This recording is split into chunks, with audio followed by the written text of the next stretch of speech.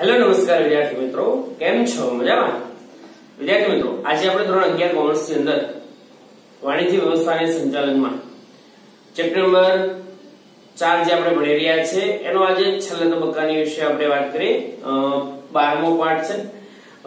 આપણે અગાઉ બહિસ્ત્રોત એટલે કે ખાસ આઉટસોર્સિંગ જે છે એના વિશે વાત કરી કે ધંધાકીય એકમની અંદર અમુક કાર્યો છે એ બહારના કોઈ જૂથને કે કોઈ કંપનીને કોઈ એકમને સોંપી દેવાતા હોય છે, જેથી કરીને ધંધાકીય એકમો જે છે એ પોતાના મુખ્ય કાર્ય ઉપર, મુખ્ય ધ્યેય ઉપર વધુ ધ્યાન છે આપી શકે. તો ખાસ એના માટે આપણે બીપીઓ વિશે વાત કરી. તો જેની અંદર આપણે બીપીઓ ની અંદર જોયું કે બીપીઓ જે છે એ કાર્ય સંબંધિત પ્રક્રિયાઓ સાથે જોડાયેલું છે. હવે આપણે કેપીઓ વિશે વાત કરવાની છે. તો આ કેપીઓ શું છે ચાલો જોઈએ. તો કેપીઓ એટલે કે જ્ઞાન પ્રક્રિયા બહિસ્ત્રોત, જેને આપણે જોઈએ તો કેપીઓ નું પૂરું નામ છે નોલેજ પ્રોસેસ આઉટસોર્સિંગ. તો ખાસ યાદ રાખવાનું છે પૂરું નામ.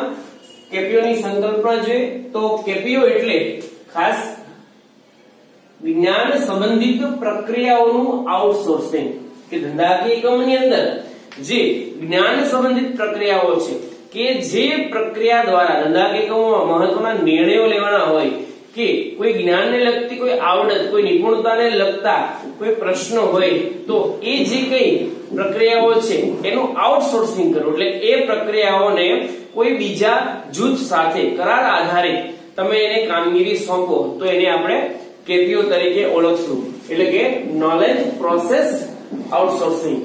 તો કેપીઓ એટલે જ્ઞાન સંબંધિત પ્રક્રિયાઓનું આઉટસોર્સિંગ. વિદ્યાર્થી મિત્રો, બીપીઓ માં આપણે જોયું કે કાર્ય સંબંધિત પ્રક્રિયાઓ પર ધ્યાન છે એ રાખવામાં આવે છે, જ્યારે કેપીઓ માં જ્ઞાન સંબંધિત પ્રક્રિયાઓ પર ધ્યાન આપવામાં આવે છે, કે જેમાં જ્ઞાન સંબંધિત પ્રક્રિયાઓનું વિશેષ મહત્વ છે, જેમાં ઉચ્ચ કક્ષાનું જ્ઞાન અને કુશળતા છે એ અપેક્ષિત છે. એટલે કે એવી કોઈ ધંધાકીય એકમને તમે કામ સોંપશો કે જે ધંધાકીય એકમ ના ઉચ્ચ કક્ષાનું જ્ઞાન છે અને એની કુશળતા છે એ ખૂબ અપેક્ષિત હોય, એટલે કે ખૂબ મહત્વની હોય, એને વિશેષ ધ્યાન આપવામાં આવતું હોય અને જે કંપનીના વિકાસ માટે જવાબદાર હોય છે. ઓલામાં તો શું થતું, તમે તમારું સામાન્ય વર્ક છે સોંપી દેતા, પણ અહીંયા આગળ ખાસ જ્ઞાન સંબંધિત પ્રક્રિયાઓ છે કે જે કંપનીના વિકાસ માટે પણ ખૂબ જવાબદાર છે. તો કેપીઓ જે છે એના અર્થ વિશે આપણે વાત કરી. હવે એની જરૂરિયાત વિશે આપણે વાત કરીએ કે કેપીઓ ની શા માટે જરૂરિયાત ઊભી થાય છે ભાઈ, કે કેપીઓ શા માટે જરૂરી છે. તો નંબર 1, ખાસ તો સર્વોત્તમ કૌશલ્યોની પ્રાપ્તિ. ધંધાકીય એકમમાં દરેક બાબતોમાં સંપૂર્ણતા નથી હોતી, સર્વોત્તમ કૌશલ્યો નથી હોતા. તો ખાસ કેપીઓની સેવા આપતી જે સંસ્થાઓ છે કે તાલીમ અને માનવ સંસાધનમાં રોકાણના પરિણામે ઉચ્ચ કૌશલ્યો ધરાવતા હોય છે. એટલે કે આવી જે સંસ્થાઓ છે જે જ્ઞાન સંબંધિત પ્રક્રિયાનું આઉટસોર્સિંગ કરતી હોય છે, એ જે કઈ એકમો છે, જે કંપનીઓ છે એ પોતે તાલીમ અને માનવ સંસાધનમાં રોકાણ કરેલું હોય અને એને પરિણામે એ તમામ એકમો ઉચ્ચ કૌશલ્યો પોતે ધરાવતા હોય છે અને તેનો લાભ ધંધાદારી એકમને પોતે એ ન્યૂનતમ ખર્ચે એટલે ઓછા ખર્ચે આવા ઉચ્ચ કૌશલ્યોનું જ્ઞાન, એનો લાભ છે એ આઉટસોર્સિંગ દ્વારા પ્રાપ્ત કરાવતા હોય છે. કેપીઓ જે છે એ શ્રેષ્ઠ તકનીકો છે એ પૂરી પાડે છે, એને પોતાના કાર્યનો ખૂબ જ અનુભવ હોય છે, ઉચ્ચ કક્ષાની નિપુણતા હોવાથી ધંધાદારી એકમોને ન્યૂનતમ રોકાણમાં મહત્તમ લાભ છે એ આપે છે. કે કેપીઓ જે છે એમાં ખાસ તો એ શ્રેષ્ઠ તકનીકો દ્વારા, પોતે શ્રેષ્ઠમાં શ્રેષ્ઠ તકનીકો દ્વારા એ કાર્ય છે કરતા હોય છે, એને કાર્યનો બહોળો અનુભવ હોય છે, ઉચ્ચ કક્ષાની નિપુણતા હોવાથી એ ધંધાકીય એકમોને ન્યૂનતમ રોકાણમાં ખૂબ મહત્તમ લાભ છે આપવાનું કાર્ય કરતા હોય છે. એટલે માટે ખાસ સર્વોત્તમ કૌશલ્યની પ્રાપ્તિ એના દ્વારા આપણને થઈ શકે. ત્યારબાદ નંબર 2, સ્ત્રોતોનો મહત્તમ ઉપયોગ.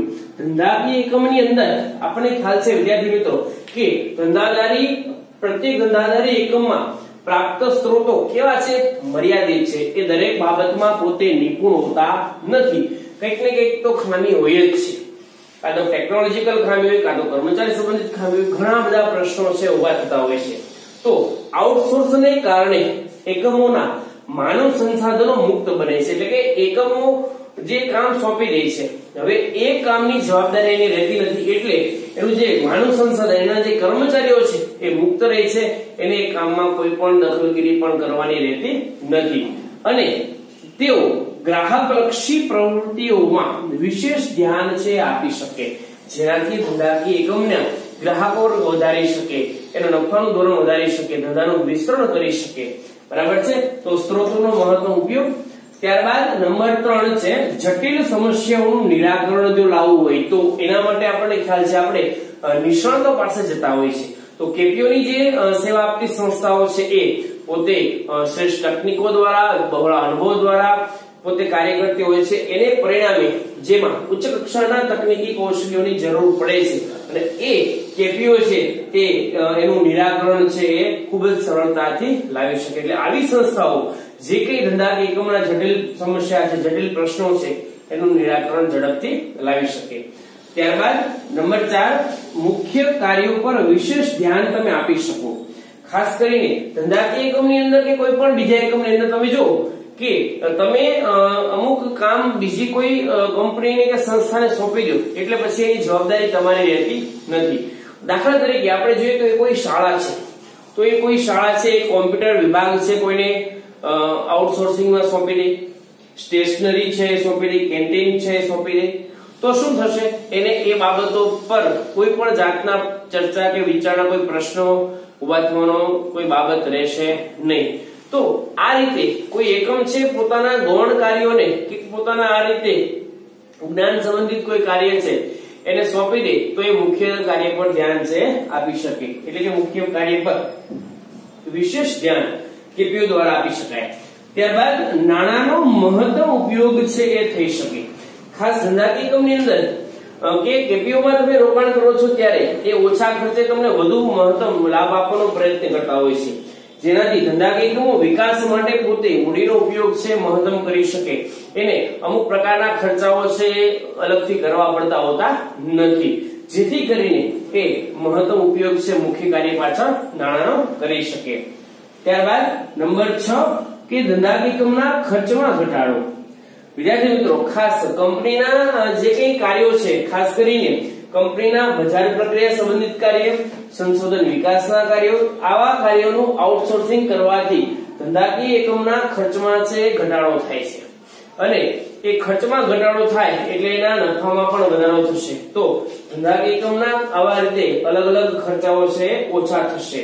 એને કોઈ અલગ બજાર પ્રક્રિયાની કોઈ શરૂઆત નહીં કરવી પડે, સંશોધન વિકાસ માટેનું નહીં કરવું પડે, કારણ કે તમામ છે એ બીજાને સોંપી દેવાતા હોય છે. એટલે આઉટસોર્સિંગની મદદથી ધંધાકીય એકમના ખર્ચની અંદર છે ઘટાડો થાય છે. ત્યાર પછી નંબર 7 જોઈએ આપણે જોખમમાં ઘટાડો. ખાસ વિદ્યાર્થી મિત્રો, વર્તમાન પરિસ્થિતિમાં આપણે જોઈએ છીએ કે બજાર હરીફાઈ, સરકારી નીતિ નિયમો અને વિવિધ તકનીકોમાં ખૂબ જ ઝડપી પરિવર્તનો આવે છે. કે તો સરકારની નીતિ બદલાઈ ગઈ હોય, કે તો હરીફાઈ છે વધી ગઈ હોય, વિવિધ તકનીકો એટલે કે અલગ અલગ ટેકનોલોજીકલ બાબતોમાં પણ ફેરફાર છે થતા હોય છે.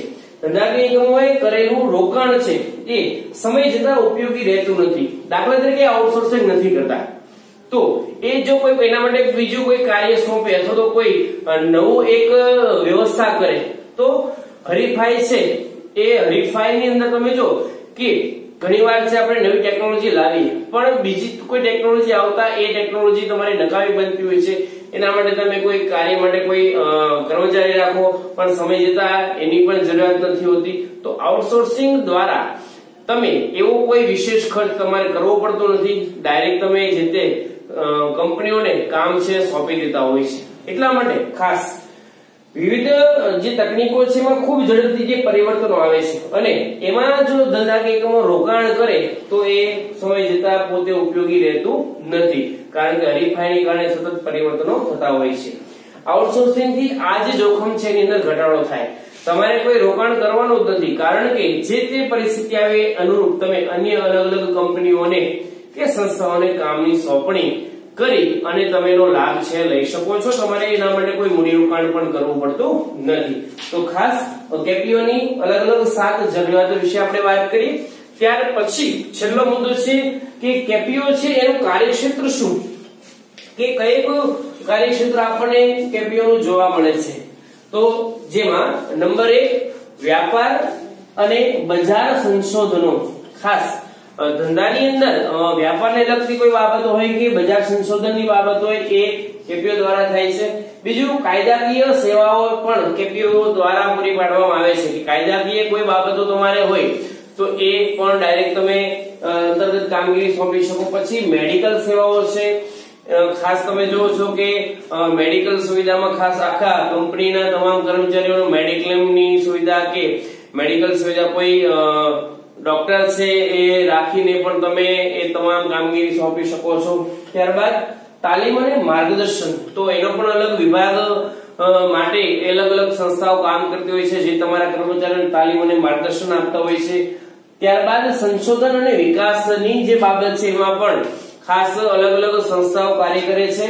Computer programming. તો આપણે જોઈએ છીએ બજારની અંદર પ્રોગ્રામિંગ કરતા ઘણી બધી સંસ્થાઓ છે, ઘણી બધી કંપનીઓ છે એ કાર્ય કરતી હોય છે. અને એનિમેશન અને ડિઝાઇન. તો ધંધાકીય એકમની અંદર જ્યારે એનિમેશનની જરૂર પડે, કોઈ ડિઝાઇનની જરૂર પડે, કોઈ તમારે પ્રોડક્ટ માટે કોઈ ડિઝાઇન કરવી હોય તો એ પણ તમે આઉટસોર્સિંગ દ્વારા એ કાર્ય છે કરાવી શકો છો. તો આમ કેપીઓના અલગ અલગ 7 કાર્યક્ષેત્ર છે અહીંયા આગળ આપેલા છે. તો ખાસ વિદ્યાર્થી મિત્રો આ સાથે આપણું ચેપ્ટર નંબર 4 માહિતી સંચાર, ઈ કોમર્સ અને આઉટસોર્સિંગ આ મુદ્દાઓ સાથે પૂરું થાય છે.